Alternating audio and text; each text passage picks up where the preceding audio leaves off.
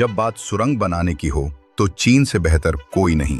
ये लोग पहाड़ को इस तरह काटते हैं कि देखकर दिमाग घूम जाए। कभी पहाड़ के अंदर से लंबी ट्रेन सुरंग निकालते हैं तो कभी सीधे पहाड़ चीरकर शानदार सड़कें बना देते हैं।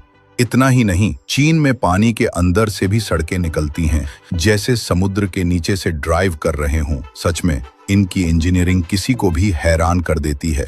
इनका बनाया हर प्रोजेक्ट बताता है कि चीन कुछ भी मुमकिन कर सकता है।